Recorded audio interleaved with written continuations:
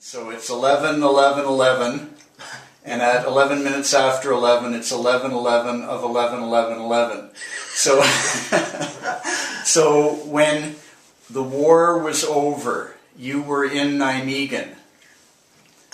In that area, yes. Yes. And were you still staying with Harry and his family? Yes. And so what was that like, staying with them? Well, I had a room upstairs, and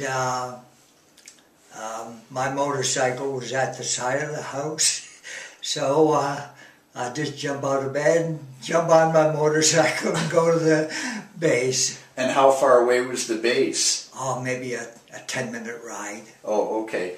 And your motorcycle was locked? Was your motorcycle locked at the side of the house? But I took the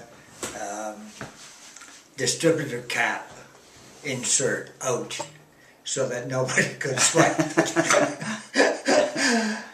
And, oh, well, that was a good idea. Yeah. So then that worked out okay. And when you needed gas for your motorcycle, did you always get that at the base? Yes. Yeah. And so when you would report to the base, what was a typical day like? Before the war ended, like when things were still going on, what was a typical day like? Well, you report to the base, and if there were any messages to go out to the camps, the base camps or regiments, then you'd take them out either on a motorcycle or a jeep.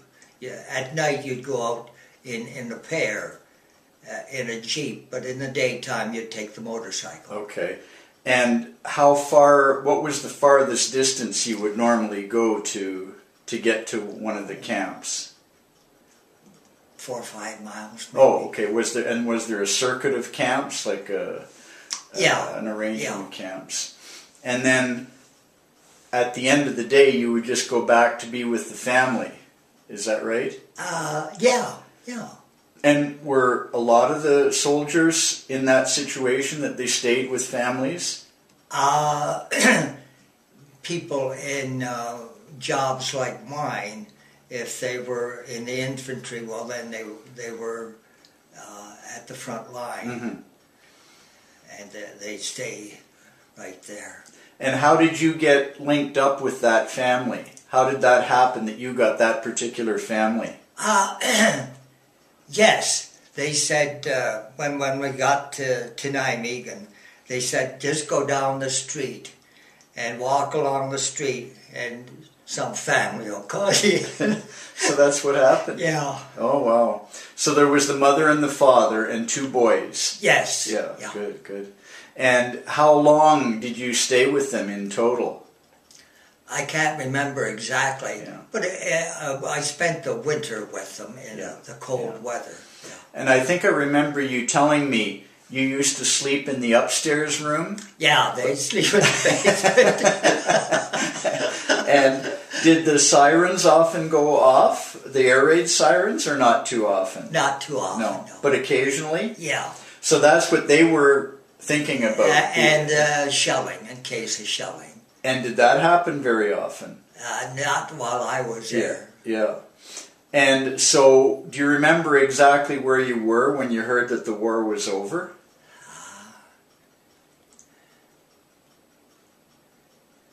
I can't remember exactly. No.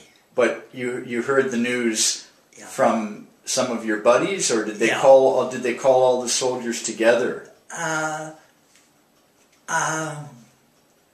I think I just heard it by word of mouth. I see. So then what happened once everybody heard that the war was over? What did everybody do? Hooray. Yeah. Well, how soon after were you able to come back to Canada? Not too bad, because I had volunteered for the Pacific War. Yeah. And they went home first. Oh, okay. So I didn't have any seniority to get home. So I thought the fastest way to get home to join the Pacific War. And while I was at home, the war ended. It's a good thing. It's a good thing. So when you got home, you were in Ottawa for a while. Yes. Yeah. And Jack was there. Yeah. But was Bill there too? Yeah, Bill was in Ottawa. Oh, too. everybody was in Ottawa. He lived, what's the city right next to Ottawa? Hull? No, on the Quebec side is Hull, but Ottawa, but he lived near Ottawa, but not, right. Not Carleton Place or... I think it was maybe close to Carleton Place. Oh, okay. And what was he doing there? Did he just live there? Right? I know he taught school. Yeah. He was teaching school. Oh, okay. And he was in the Navy too, but if he was stationed in Ottawa. Okay. During the war, where was he? Where was Bill during the war? He's stationed in Ottawa. The whole war?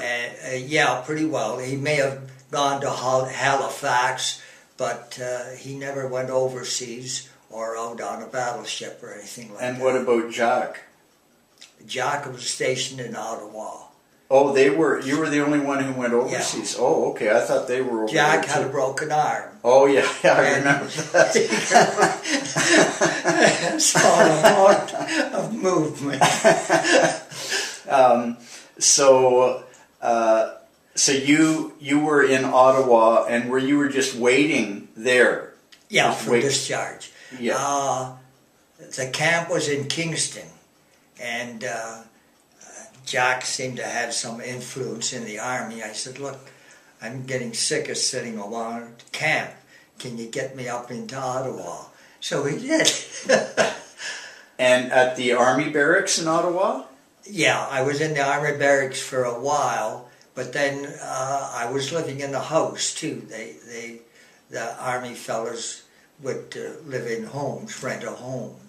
Oh, okay. And so that's when you met Mom? Yeah. Up in at Ottawa. The dance. At the dance. Yeah. What was it? Something triangle? Red triangle? Red Triangle. Red Triangle. Okay. It was run by the YMCA. Oh, okay. So were those just Saturday night dances that they had? Saturday night dances. So when you got married, then you were living back in Kitchener, and that's when you started working at Smiles and Chuckles, or had you been working at Smiles and Chuckles for a while? I can't remember for sure. Yeah. But I think I started. Yeah. And so thankfully the Pacific War ended before you could get over there. And so they just said you're discharged. Is that what they did? I couldn't get discharged right away because there were other fellas with more years of service. They went by your number of years of service. So I had to wait my turn. Oh. But that's why I went volunteered for the Pacific War. Yeah. Now, when you were in Ottawa, waiting to be discharged, did they have you do anything during the day or not really? I was doing office work. I hope not typing. No. I think it was filing. Okay. And so, when you were, before the war, that's when you were out in, was it De Winton? At first at the KW Flying Club. Right, that's where you learned to be an airplane mechanic. I was an apprentice. Right. And then I got my license, and I went out to De Winton, Alberta. Okay. And I worked out there. And that's where the fighter pilots were training, right? Yes. And so you looked after the maintenance of the planes? Right. And so what types of planes were you working on? They were Fleets and Tiger Maws. And, when we went to we went to the Air Museum in Hamilton. I think there was a Tiger Moth there. Tiger Moth and a Fleet there. Were they both? Okay. So, did you got papers as an airplane mechanic then? Yes, I had a license. Yeah. They called it an ANC license as an air engineer. So why didn't they have you working on planes in the Army when you went overseas? It would have made sense for them to have you. Well, That's why I didn't join the Air Force. I didn't want to be a mechanic. Oh. I wanted to see some action. Okay. Okay, I wondered why they wouldn't have made use of your knowledge and abilities to. Oh yeah.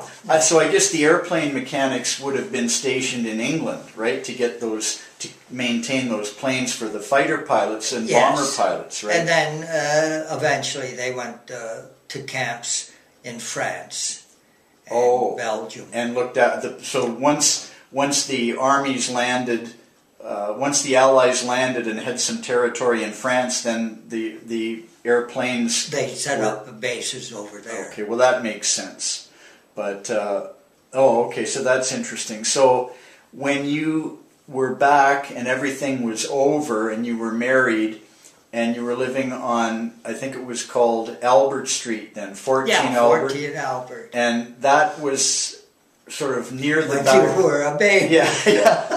Yeah, I was only there till I was 5 years old, so I barely remember it, but I see it, I go by there the odd time and see it, and that's now Madison, they call it Madison now, right, 14 Madison, and that originally belonged to your mom, right, your mom and dad, right, and then did they sell that to you? And yes, Mom? yes. Okay, so you lived there. I gave it to me. And interesting, did the backyard actually touch the backyard of their place on Weber? Did the two backyards touch or just, no, not that quite? was my grandmother's place. They touched. She lived on Albert Street, and my mother lived on Weber Street, and their backyards, we had a deep yard. Yeah. And our backyards, we could go through the backyard to get to Grandma's place. Wait a minute now. Oh, your grandmother. Yeah. So your mom's mom or your dad's mom? Your mother's mom or your dad's mom? Which grandmother was it? It was my grandmother. Yeah, but was it your mother's mother? Oh, yeah. Okay. So I didn't realize that she lived on Albert Street too. But she lived further closer to Weber then. Well, she didn't. My grandmother lived on, 54 Albert. Oh, 54. And I lived on 14 Albert. Oh, 54? Yeah. Oh, okay. Well, I didn't know that. And that house is probably still there, 54. Yeah. Yeah. So then... Or, I'm not too sure if it's still there. The Whitticks built a big apartment right next to it. So I'm not too sure if it ended up as part of an apartment building. Yeah. I'll have to have a look and see if it's still there. So when you got the property on Ann Street, I know there's a story behind that. How did you get that piece of land on Ann Street? Did you buy it from a farmer? Yeah. I bought it from the farmer. And how did you hear it? But then the city took it over after I bought it from the farmer. Oh, but you still owned it. Oh, you and Mom still owned it. And is it true that it cost $500 to buy the lot? The land? Yeah. It was $500. And that was a big piece. And it was 66 feet frontage and 200 feet deep. Wow. That's how big it was. Yeah, I remember how big that yard was. So... that must have been at the outskirts of town when you were first looking at it. Not bad. Yeah. There's that big plaza. What's the street that runs across the plaza out in that the corner? Frederick Street Plaza. Frederick Street runs one way. What's the other street that runs the other way? Well, we were on Ann Street. Ann Street, right? But there's Bruce, there's Edna. There's Bruce and Ann. Yeah. And then heading towards the city, there's another street. Edna. Which? Edna. Edna? I'm not too sure. And then East Avenue further in. Yeah. So then you did a lot of work on that house on Ann Street. Oh yeah, I went from the foundation up. I put in the footings, and I thought, gee, I'll never get this, but if I try to do too much. So I had the... was it Uncle Don? Did Uncle Don's crew... what happened, I put in the footings, and put the framework up for the foundation. Then I remember we used ready-mix concrete, and I think Uncle Don helped with the foundation. Once the foundation was in, I got the subflooring on. And did you do that? Did you put the subflooring? I put the subflooring on and laid the room layout. And then I thought, gee, I got to get help.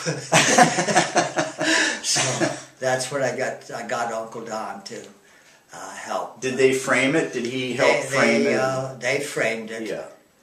And he did the brickwork. Oh, okay. I'm not too sure if I had another fella do the framework, but he did the brickwork on it anyway. And I remember you telling me a story about taking a wheelbarrow of cement from St. Anne's. Do you remember taking all the way home to Ann Street? What was the wheelbarrow of cement for? I had to reinforce the back room was very weakly built. Oh. And so I had to reinforce the foundation that was put in for it. Oh, okay. So, this wheelbarrow of cement was free and was left over, and I took it all the way home. So you just happened to be going by St. Anne's and you saw I worked for a construction firm there. Oh, okay. And they had a wheelbarrow of cement left. And so I know that we moved in there around 1953 because I was around 5 years old because I started kindergarten at Smithson School. Yeah, I can remember. There's a picture of me holding you in the backyard. Yeah, I think so. Yeah, and the Mr. and Mrs. Bean, who were next door, Jack and Betty Bean. Yeah. I remember them. They're still there. And I taught, their daughter Judith is a teacher, and she knows Karen. And their son Michael went to Grand River Collegiate, where I taught. And I taught him when he was in the senior years of high school. I taught him math. Yeah. Now, the beans were on one side, and the peppers... They were on the far side of the beans, yeah. And then there was the apartment in the corner. Yeah. But the apartment caused a lot of uproar when the apartment was built, right? Didn't Mom go to court or something over the apartment? Or no, I don't think that. I know she went to talk to them about the what was it, the fire hydrant, right? Oh yeah, no, the first house on Ann Street, we built in the middle of the street, and they put a hydrant right as you go out my sidewalk. Yeah. And I thought, okay, when I build this house, I'm going to build in the middle of the street. And then build a house. Put a hydrant right in the center of the house. Yeah. Well, I remember that you did get the fire hydrant moved in front of the apartment on Ann Street. It is moved. Yeah, they did moved it a little closer to the corner. Yeah, I remember Mom went to talk to some of the people at the city until they moved it, and then you moved out here and you got a fire hydrant. Oh, we don't need to worry about a hydrant here. They're always on the corner, and they start. What are the odds it would happen twice? Yeah, I remember that happening, but at that point, people didn't get upset about those things as much. Well, and there wasn't an apartment next door that you could have it moved in front of. So when you decided to move here, how did you find a builder? I know you had a plan, but a building plan, but how did you find a builder? Or do you remember? I think Joe Judd was building in that area, and we got together at his house and wrote a contract. Mom had a blueprint of the house she wanted. Right. And he looked it over, and I think he said $20,000. I said, okay. I didn't argue. And he said he lost more money in our house.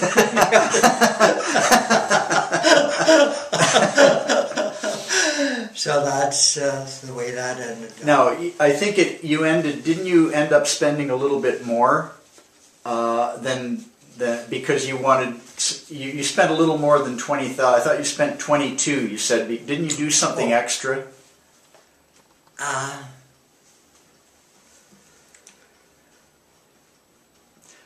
Was it with the garage or with the stonework or something? Maybe not. Well, we agreed to the price. Yeah. I didn't haggle with them. Yeah.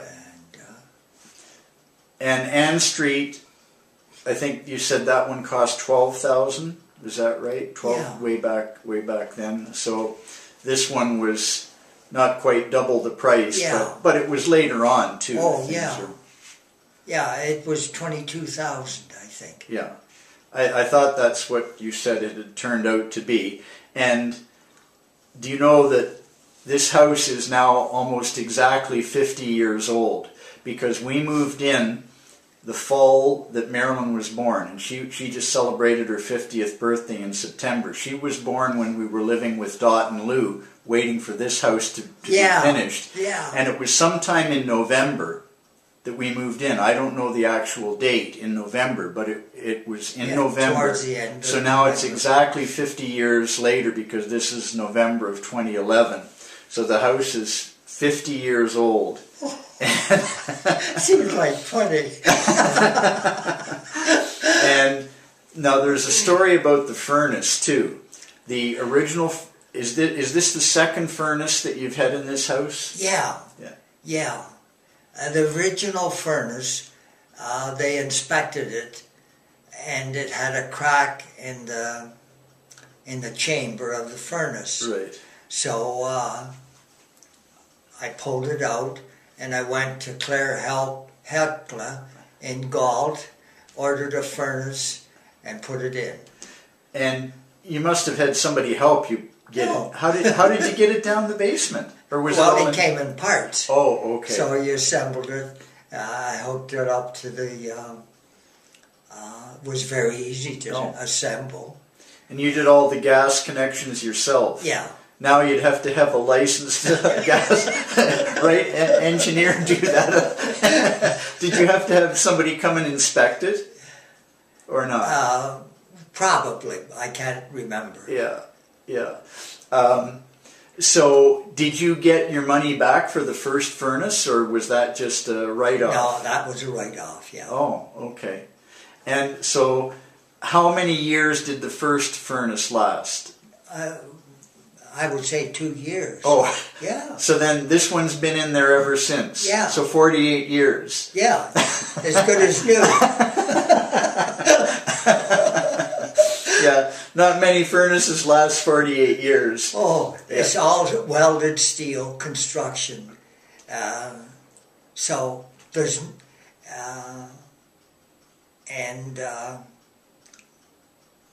it's not rusting out or anything, and I leave the pilot light on all year long, so it keeps any moisture under control. Right. No, that's that's worked out well. Well, it was a great house for raising a family with the park out the back, and all the bedrooms, and big school. Rec room. Yeah, the school close by, and well. Yeah, it was nice that the rec room got finished off, although we really didn't use it very much, did we? No, that's true. Yeah, we didn't use it that much. But, no, it's still a nice room. Yeah. But there was so much room in the rest of the house that... Oh, yeah. And we had the big family room. Yeah. And it's really nice to have a family room. Yeah. No, it was perfect, and a nice neighborhood. Oh, and at the time, there were lots of young people, you know... All of us had friends right in the neighborhood when we were growing up. I think there aren't as many kids around now, but back then there were all kinds of kids our own age that we could come around with. And when Smiles and Chuckles was purchased by Laura Secord, remember when Smiles and Chuckles closed up in town and they moved to Scarborough with Laura Secord, and you used to drive back and forth. Yeah, I tried it for a while. Yeah. In that yellow Volkswagen, the Volkswagen 411. So that car was a little bit of a disappointment. Were you disappointed in that car, or was it okay? Yeah, it was okay, actually. Yeah. And so back in those days, that's the far side of Toronto. Back in those days, how long did it take to get from this house to the factory? About an hour and 20 minutes. An hour and 20 minutes. Yeah. So the traffic was obviously better than it is now. No, I didn't have any problem. Oh. And I went at a time, I just scooted right through the whole, hit the 401 and hit Toronto and just went right through to Scarborough. Yeah. So you got the job there, but you became foreman. Yeah. How long did that take? Maybe a month or so. Oh, and right near the beginning? Oh, yeah. I just started there, and the foreman decided he was going to Snyder's. Oh. So I took the foreman's job.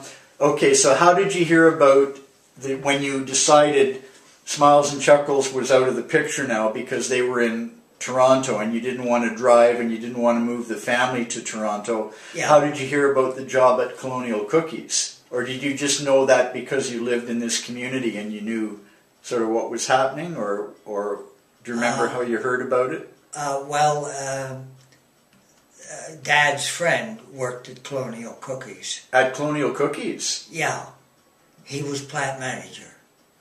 I remember the day you went for the job interview because I was, it's before Craig and I went on the road, and I think it was anyway, or maybe when we got off the road, and I came down one morning expecting you to have your work clothes on and you had a suit and tie on. And I said, "What's happening?" And you said, "Oh, I'm going for a job interview at Colonial Cookies." And you came back and you were all smiles, you got the job. I figured you'd get the job because of all your experience at Smiles and Chuckles. Yeah. I think you were there for about 15 years before you retired. Oh, yeah. And you liked working at both places. Oh, yeah. But Smiles and Chuckles, was that your favorite? With the candies and the different machinery there. I think there was more of a variety there, wasn't there? Yeah, Smiles and Chuckles had a good variety of machinery. Yeah. And often, there were always things breaking. Those machines are very intricate, right?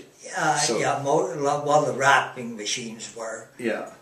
The ovens, they didn't break down very much. Yeah. But things like the starch machine and... Oh, yeah. Yeah. And so those machines, although there were a lot of moving parts, were they difficult to figure out, or were they fairly straightforward as far as... I would say straightforward, yeah. So when you... And you had, what, about 4 or 5 guys who worked with you there? Yeah. Like there was Joe Bowman. Yeah. And Otto Dornhofer. Yeah. And John Blazer. Yeah. And there was there a guy named Ernie? A guy named Ernie? Ernie Crowcock. He was the air engineer at the Flying Club. Oh, Ernie okay. Crowcock. I thought there was an Ernie who worked in your department at Smiles and Chuckles, but maybe not. Well, I can't think of it right now. Yeah. Anyway, when something broke down, would you usually go in and look at it and figure out what needed to be done then? Yeah. And then the guys would work with you getting... If I needed help, if you needed help. And the machinery at Colonial Cookies, did that require as much looking after, or was it just little tune-ups here and there that it needed? the ovens didn't require much work, and the mixers, well, you repaired them once a year. Yeah. They didn't require much work. The main work that was, you'd be doing something on it every day, were the wrapping machines. Yeah. Okay. But you enjoyed the work that you did. Oh, yeah. Yeah, and you've enjoyed your retirement. Well, that's good. And you've been retired now, you're 87, so 22 years.